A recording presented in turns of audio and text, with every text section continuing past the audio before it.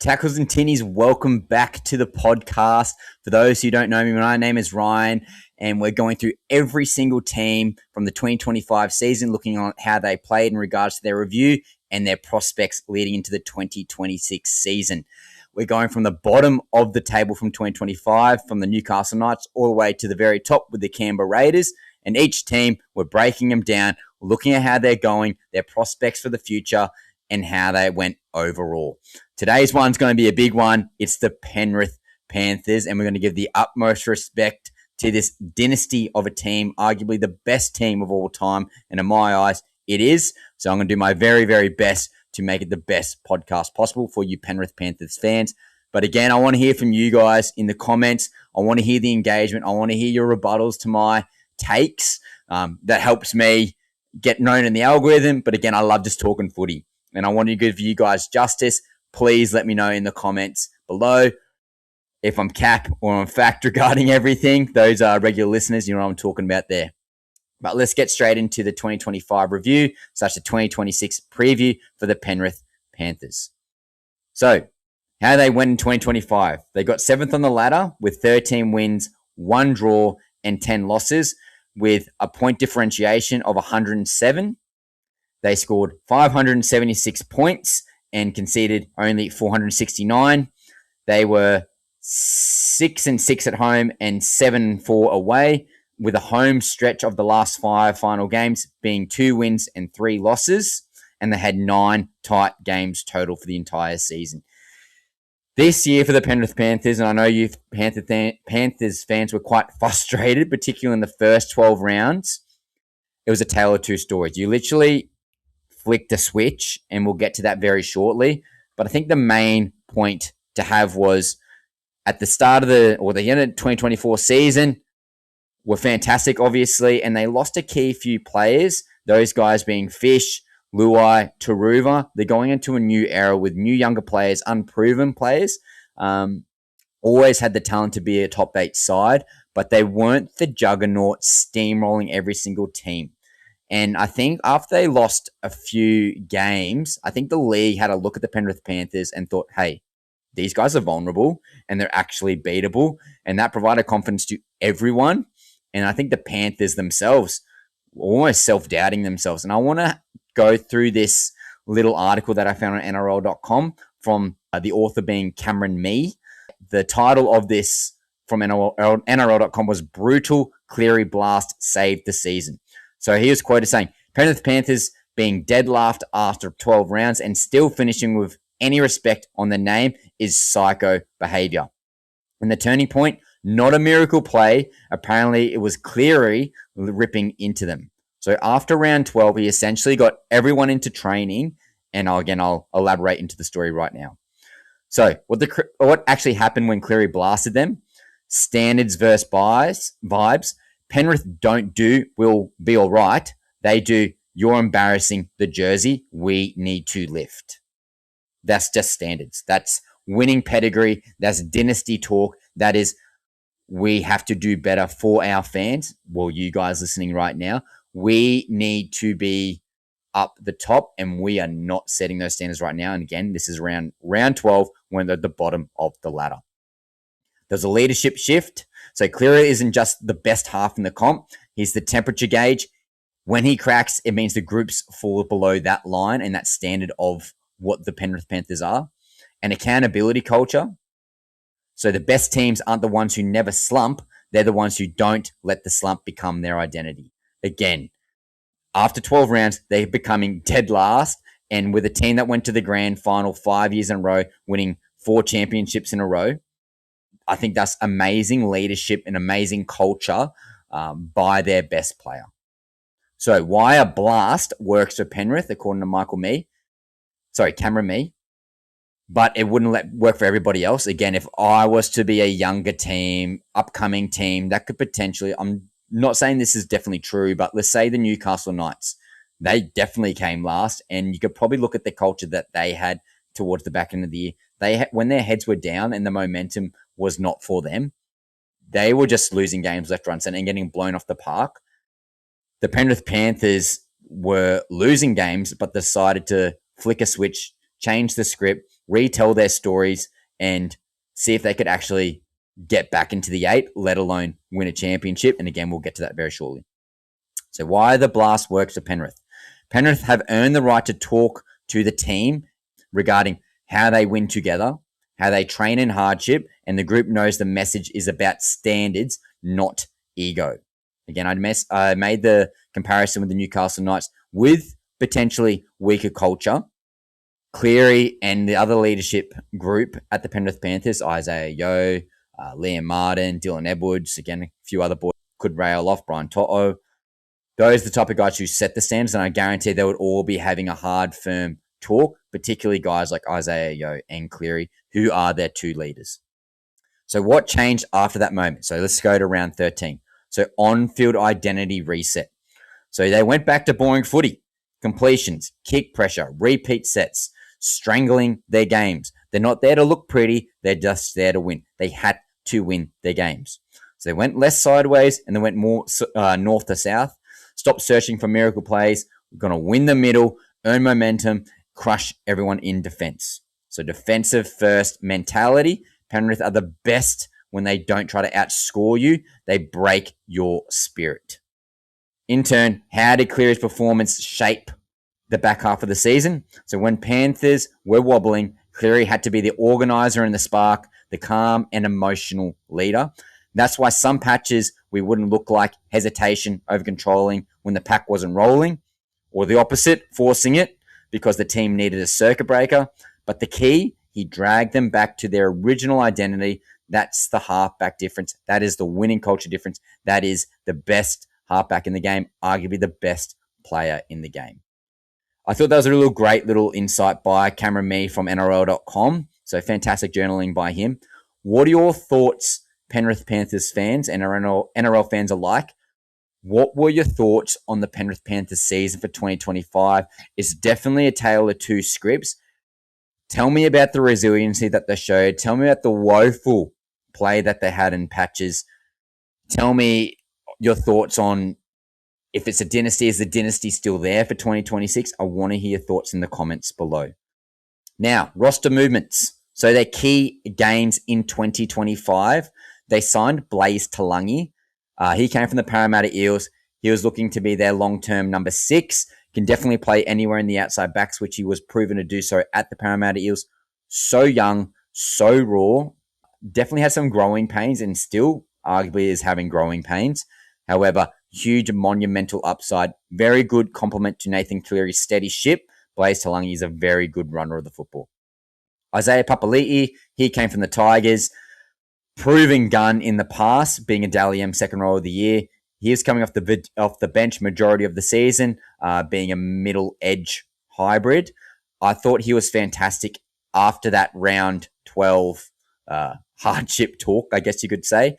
And that was proven dividends in the Pacific Nations Cup. Starting on the edge in the second row, I thought he was fantastic in the back end of the year. Very underrated. Great signing for them. Paul Adamotti, again, signed from the Dogs. Dogs, yeah, what can we say about them? They lost a huge beneficiary on the wing / center. My God, he was good when he got given the chance. Ivan Cleary dropped him for a few rounds there. Milky Jenkins got that call up. And then at the very back end of the year, Ivan decided to put Paul back into the team. Bloody hell, he was good. Try-scoring wizard, aerial acrobat, so strong in contact. We'll talk about him later on when we get to other segments, but definitely giving roses to Paul Adamotti. Kept him in so many games, particularly in the final series. Another guy was Liam Henry, Preston Rickey, Riley Price, all pack depth. Particularly Liam Henry, I thought he was very, very good for them, losing Fisher Harris as well. So 2026 games. So Tom Alaa, Jack Cogger, Kalani Going, Freddie Luskett. 3 of those boys being Alaa, Going, and Lussick, all coming from the Warriors. And Jack Cogger is returning from the Newcastle Knights. As you guys may remember, he was a pivotal factor in one of their grand final runs not too many years ago. Good pickups in the forward rotation. I think that's going to definitely help their stocks, particularly during Origin time. I really like the Kalani Going signing. I think he's going to be very good for them. Does he make the top 19? So, guys who aren't too aware, there's been a proposed rule change in regards to the new interchange bench. Instead of having 4 players on the bench, you potentially can have now 6, but only 4 out of the 6 players can be activated. So, jersey 18 and 19, for example, would then go to emergency players like they currently have now. However, it definitely changes the tactics of the game. Again, I'll get to the top 19 players later on in this podcast. 2026 losses. So David Fale, he's gone to the Dragons. Maverick Geyer, he's gone to the Tigers. Zach Lamont, I'm not too sure about that guy. Brisbane Tigers. Dane Laurie, huge loss in my opinion. He was the backup for Dylan Edwards. Could literally chuck him anywhere. Great utility off the bench as well. Could play 5'8". He's gone to the Canberra Raiders. Riley Price, Zach Lipowisk. I've definitely butchered that, guys, but he's gone to Catlins. Please correct me in the comments. Brad Snyder, he's gone to the Dolphins. Great utility pickup for the Dolphins, by the way. Go check out that in Apple Podcasts, YouTube, or Spotify for the Dolphins preview/review. But yeah, I think Brad Snyder, underrated player for you guys, for the Penrith Panthers. Big pickup for the Dolphins. Luke Summerton, my team, the Gold Coast Titans, great pickup for them. Can play hooker. Again, Mitch Kenny's cemented that spot, definitely. But again, it'll be interesting to see if Summerton can get a crack at the Gold Coast Titans. And Trent has gone to the Melbourne Storm. I'm just going to rail off their current players under contract, and majority of them are through to 2027, with some players contracted to 2028. But if I say it, I'll talk through some certain players here and there, but I'm just going to rattle off these as fast as I can. Billy Scott, he's there to 2027. Blaze Talangi, he's there to 2027. Brian To'o, 2027. Casey McLean, 2028, along with his brother. Jesse McLean, there to 2028. Casey in particular, very big resurgence in the back end of the year. Still so young. He's like 20 years old. Only getting better, only growing in confidence, still learning his position at center, can definitely play on the wing.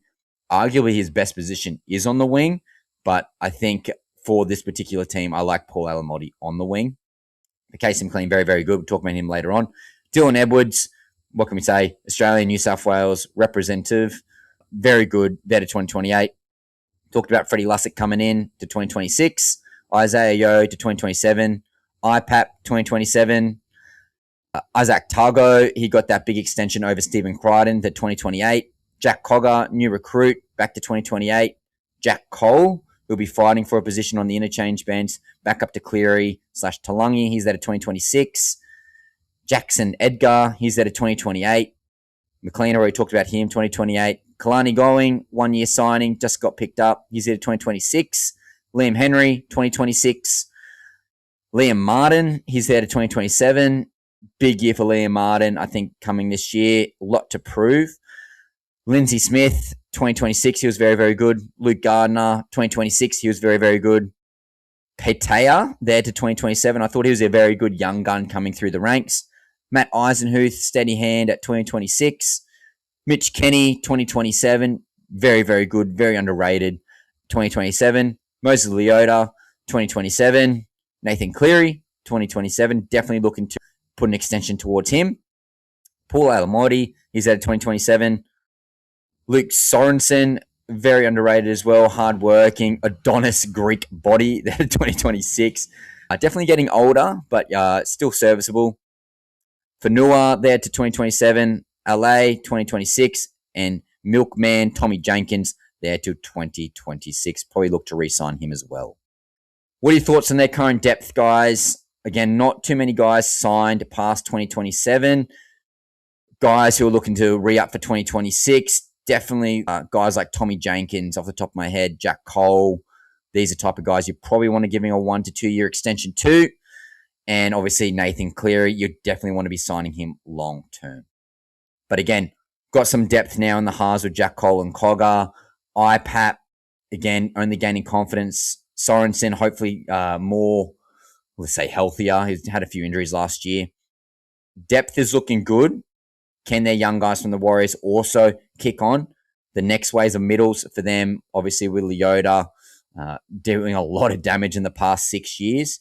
They're looking very strong for the foreseeable future.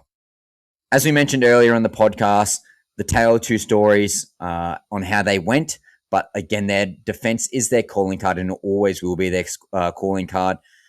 The Panthers' attack was looking predictable at times, and I think they tried changing at the start of the year. But if the wheel ain't broke, why try to fix it? I think there was growing pains not having Luai there at the start of the year, but they did adapt later on. Their edge combos overall had some few changes with Casey McLean, Paul Alamotti, Thomas Jenkins. Yeah, Dane Laurie there filling in, obviously losing Taruva as well.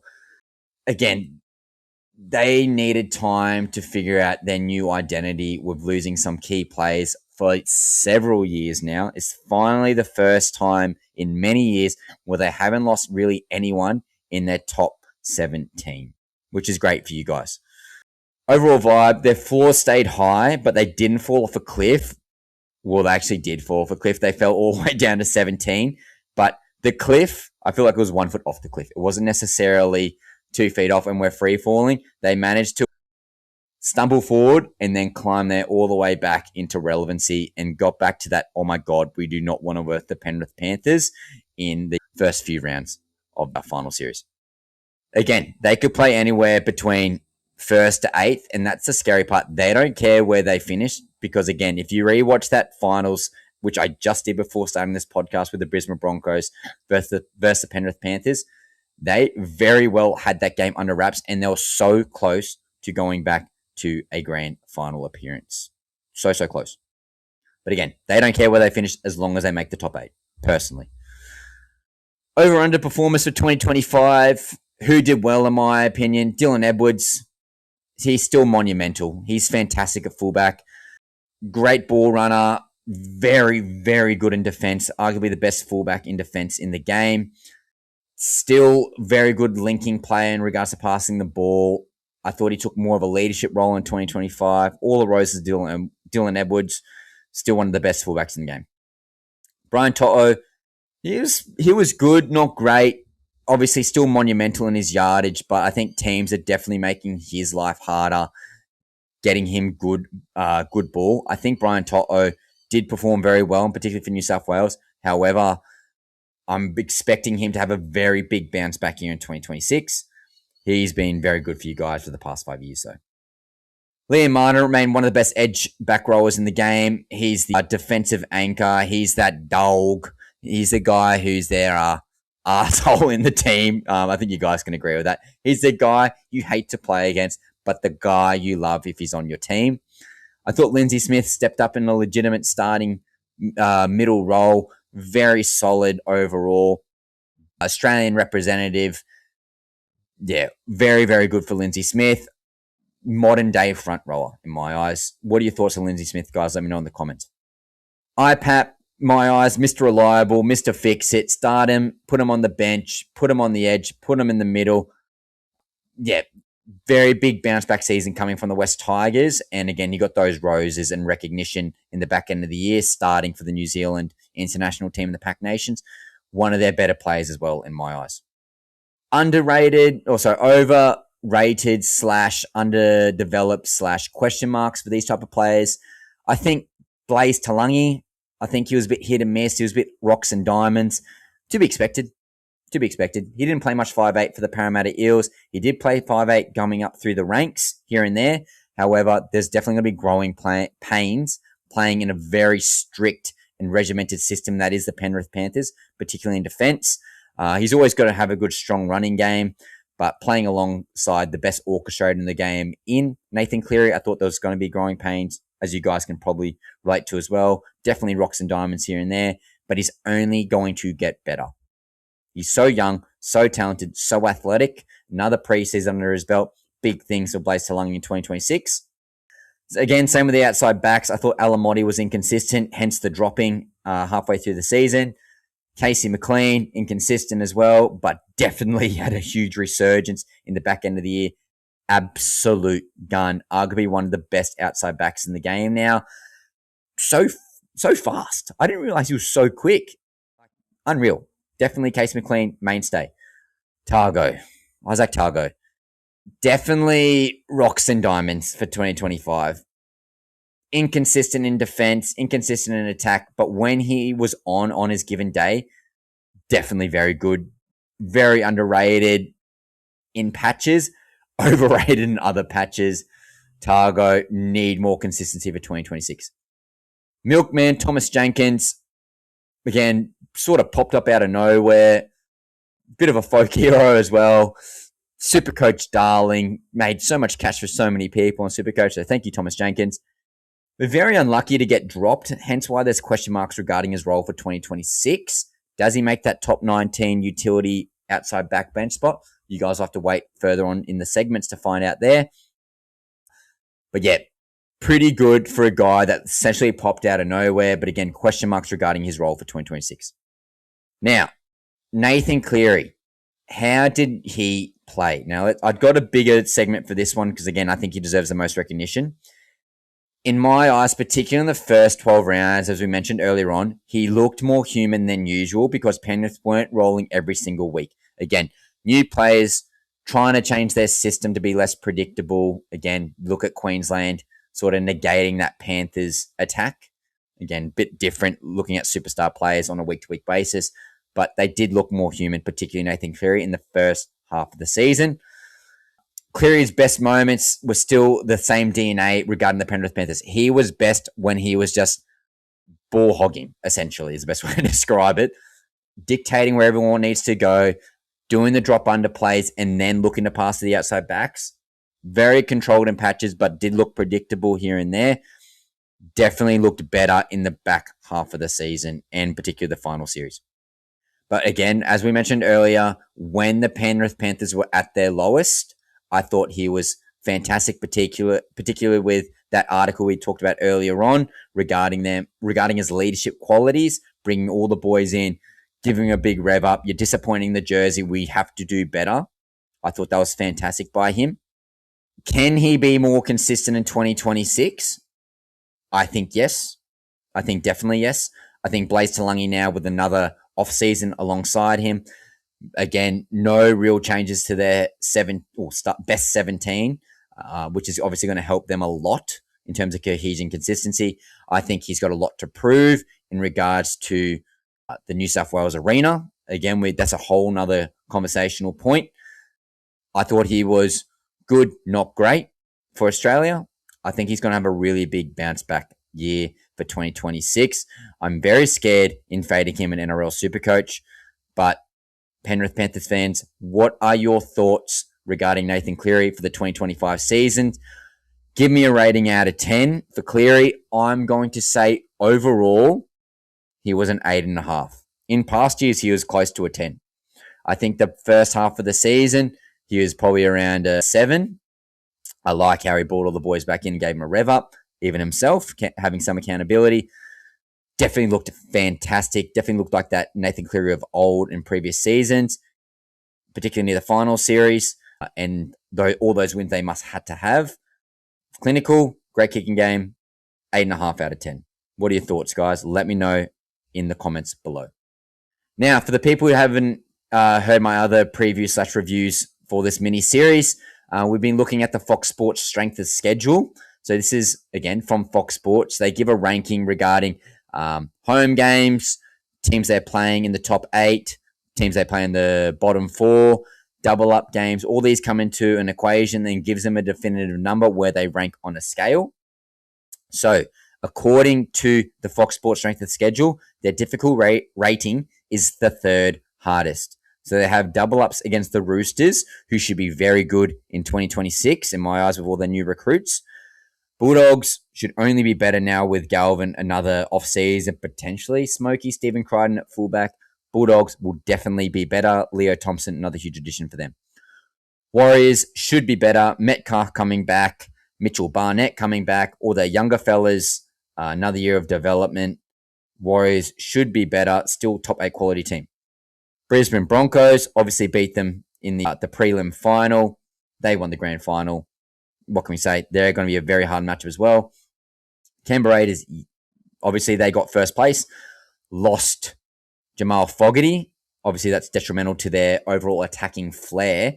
However, they're still going to be gun. It's still going to be a very hard game.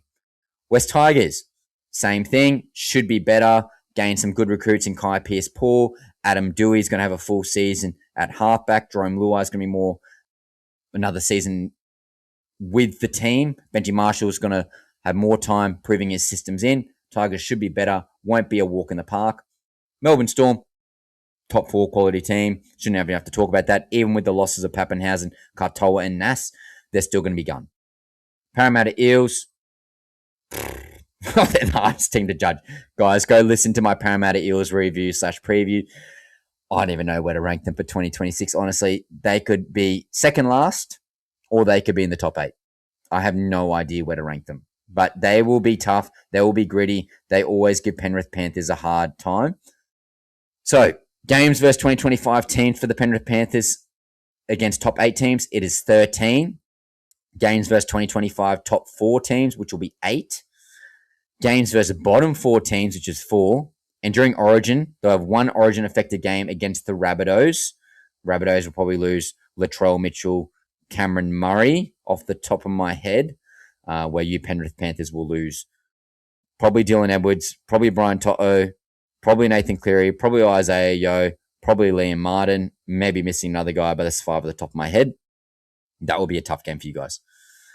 However, on the run home, 7 of the last 9 are effectively at home, which is very low travel. And I've mentioned this on my other previews/reviews. In my opinion, travel is probably the biggest killer for consistency and game efficiency, I guess you could say.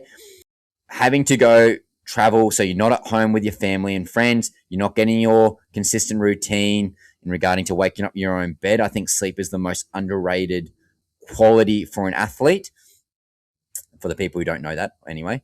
I also think that seeing your normal training facility, seeing your normal physios at your training facility, all this normality that you're having on a consistent basis makes your game preparation better, meaning that 7 of the last 9 home games, 7 effectively out of the last 9 home games will be better for you guys on the run home. What are your thoughts there, guys? Third hardest schedule. I don't think it matters for Penrith Panthers personally. I think they're that good. I think they have a lot of hard double-up games, but they are winnable for you guys. You guys should be better for 2026. Let me know your thoughts. Now, updated 2026 top 19. So when I did this originally in all these templates, I did a top 17. There's definitely now a top 19 more than likely happening. This is 11th of January, might I add. I don't think there's going to be much change in regards to your top 17. I think your top 19 is going to be a little more interesting. But I'll smash through these. At fullback, I got Dylan Edwards. Set and forget. Arguably probably a top 3 fullback in the game. He's your mainstay there. Old reliable. On the wing, I've got Brian To'o, Paul Alamotti. Again, no change from that prelim final. Brian To'o, fantastic meter reader, fantastic finisher, great energy, great culture guy, mainstay, set and forget.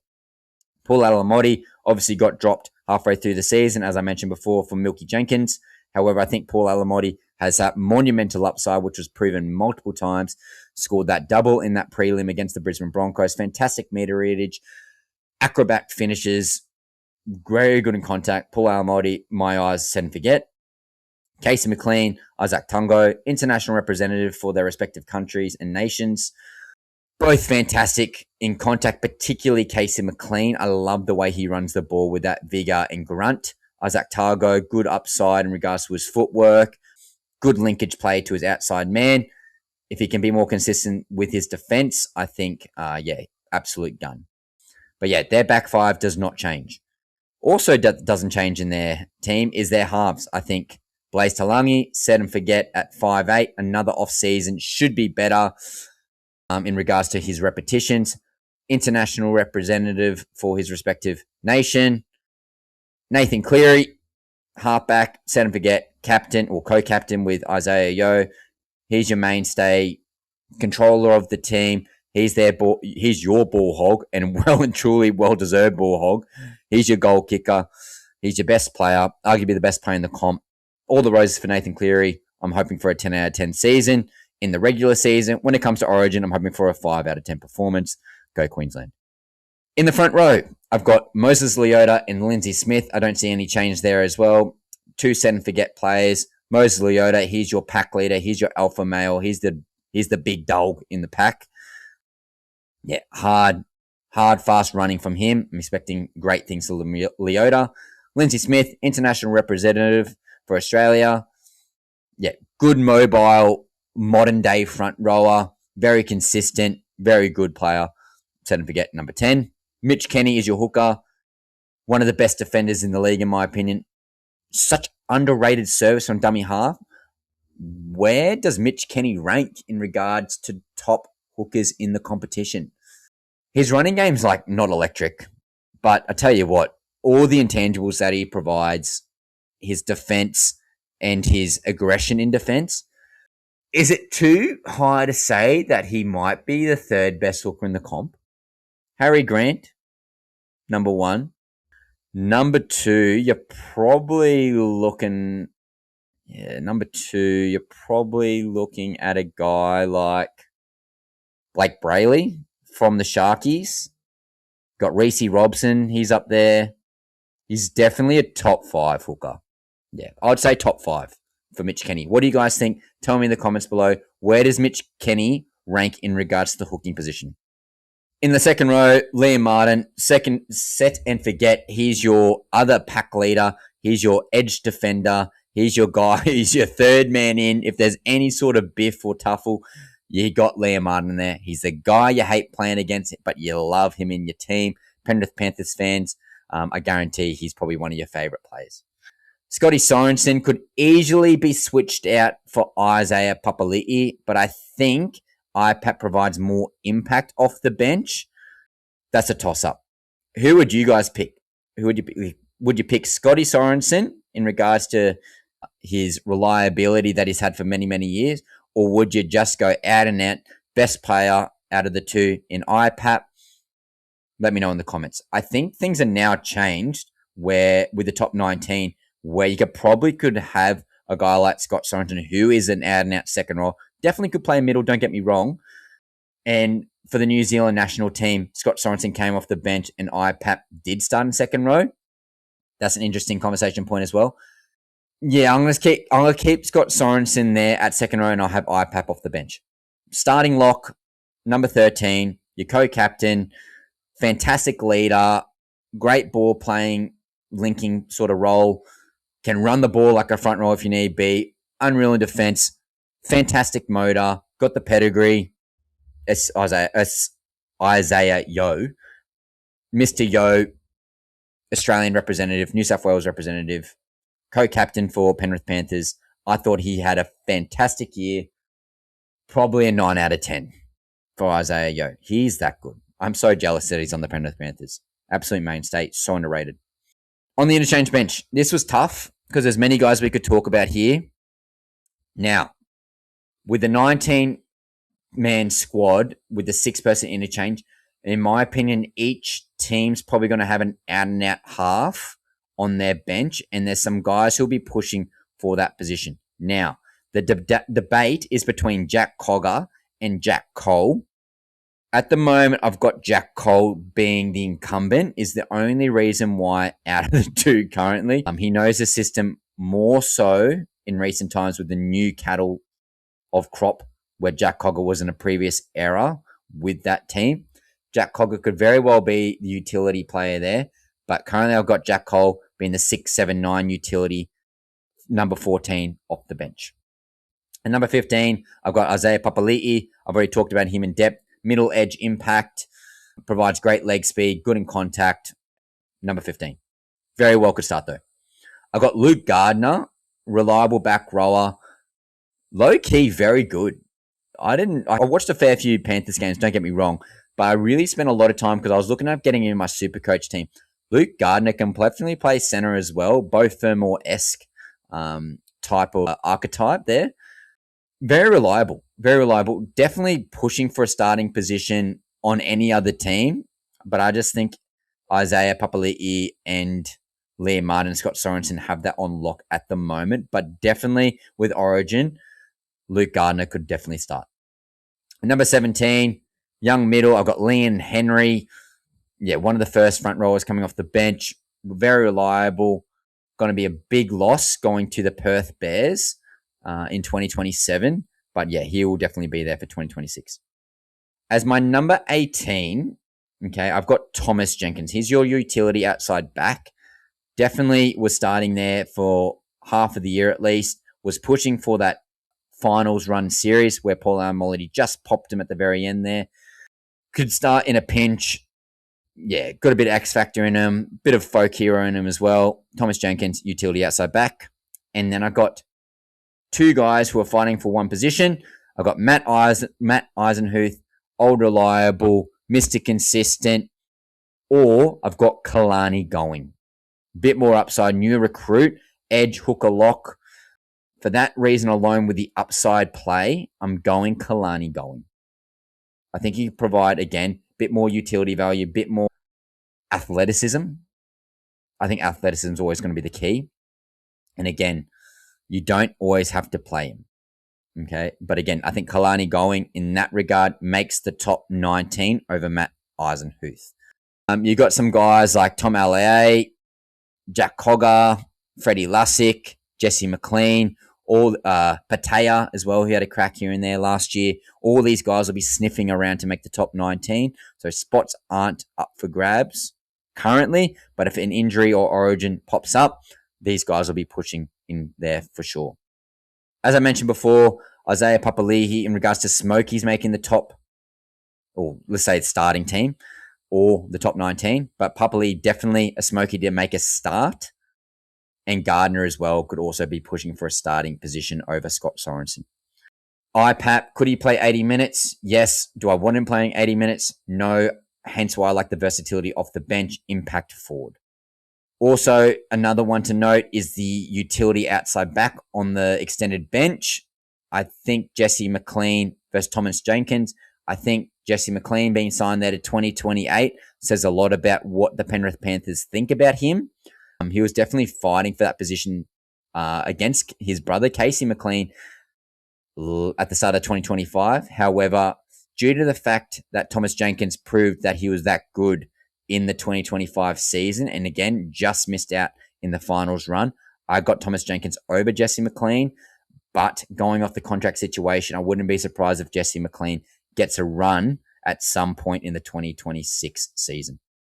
As I mentioned before, there's a bit of a half/utility battle on the bench with Jack Cogger versus Jack Cole, the battle of the Jacks, both fighting for that Cleary backup jersey when he goes to Origin, or if there's an injury. With Cleary has had injuries in the past year or two. So it'd be interesting where Cogger or Cole, who gets that backup jersey or who gets that utility role off the bench. Let me know in the comments. The battle of the Jacks. Hooker depth, you got Lussick, Billy Scott. Again, you can put Jack Cole, Jack Cogger there in a pinch. Who's going to be the backup hooker or even Kalani going, if Mitch Kenny goes down? Again, I want to hear from you Panthers fans. You probably know more about me regarding this. Who is going to be the backup hooker if Mitch Kenny goes down? Is it going to be a Lussick? Is it going to be a Billy Scott? Is it going to be a Jack Cole, Jack Cogger, Kalani going? Let me know in the comments. And again, the young middles coming through, but all pretty much from the Warriors. LA, Going, Henry, Smith, Lussick. Yeah, all these young fellas coming through could all play in the middle/edge. Who is going to get that extended bench spot? Who's going to be the next man up? Let me know in the comments, guys. Plenty of smoky chat for the Penrith Panthers in 2026. You love having guys pushing for positions. Now, 2026 storylines. We've already talked about Blaze Talangi a little bit, but I do see him improving a lot. But is he going to be a top 4 quality 5'8" in 2026? In my other previews/reviews for all these other teams I've done so far, the league is so tight, in my opinion. 1 or 2 wins can put you in the top 4, which was literally the Penrith Panthers with 33 competition points. And all they needed was to get 2 wins. Yeah, 2 wins would have got them to 37 points, which would have been 4th place. However, if they lost 2 more times, they would have been literally 10th or 11th. So again, the league is so close, which says a lot. Is Blaze Talangi top 4 quality? Particularly if Cleary goes down, can he handle the ship? I say at this stage, no. Does he have the upside to be a top 4 quality number 6? Yes. But again, Cleary is the guy there. Blaze just needs to be complementary to his game. But can Blaze be a top 4 number 6? Let me know in the comments, guys. Does Papali'i make the best edge rotation in the comp with guys like Liam Martin, guys like Isaiah Yeo? Again, you can shift guys like Gardner in there as well. Scotty Sorensen, again, arguably one of the better second rows or more underrated players in the game. Do they make one of the better packs? I'm going to say fact. Their defense. Again, I think their DNA is their defense. Papali'i, again, another year in the system, another year gaining confidence, particularly after that New Zealand starting role and winning the Pack Nations. I think it is one of the better packs in the comp, let alone better edges, particularly if Nathan Cleary can give them good ball. Now, how quickly do the new middles in Henry, well, Henry's a little bit of a mainstay, but he's still quite young, Freddie Lussick, LAA, Kalani going, are these guys going to be ready to go during the origin period when those senior players need to be rested or are playing their game? Let me know in the comments, guys. Are guys like LAA, Lussick coming from the Warriors, good enough and ready enough to make the phase 2 of the Penrith Panthers, the next era of the Penrith Panthers? Let me know in the comments. Now, this is hard, and I've just mentioned before, but the 2026 ladder prediction for the Penrith Panthers. I've just mentioned there's so much transparency about the league. 2 wins, they're in the top 4. 2 losses, they're like 10th. Where do they finish in 2026? Penrith Panthers fans, I deserve a like and a follow for this comment because I got them finished 2nd to 4th in 2026. Even with the 3rd hardest draw in the comp, they've still got their core in Edwards, Cleary, Isaiah Yeo, Liam Martin, Brian To'o.